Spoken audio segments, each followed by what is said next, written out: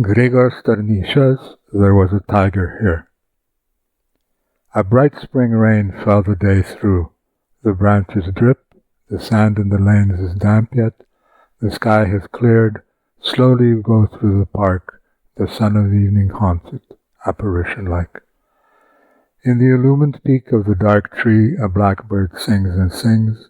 The evening's very quiet, the sunlight turns wine red, and on the lawn shimmers a bronze monument. Just then you find in the wet ground before you the wide, the clear, the deep impressions. The park is big, sun-striped, and full of shadows. You start, go on, but no, a tiger came this way. You still remember well the day when first you saw the tiger's trail. You were barely awake, and there it was. Morning was like evening, full of shadows.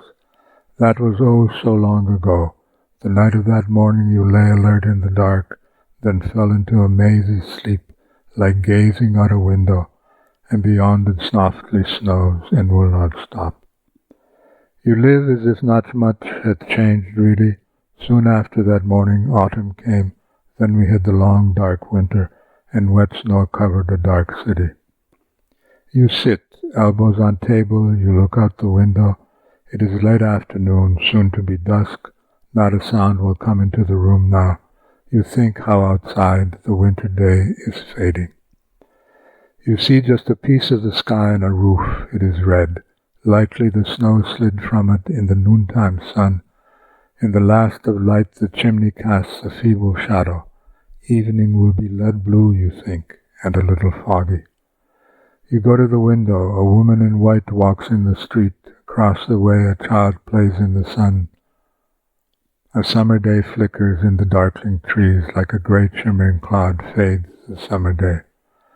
Maybe not much has changed at all. Only in rooms where once you were already, you failed to find a favorite picture on a wall.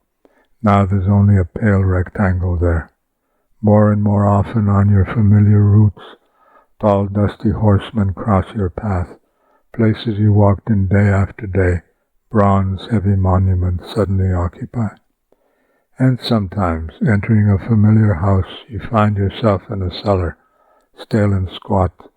It was not there before, and huge snarling dogs are tearing at their chains outside in the gardens.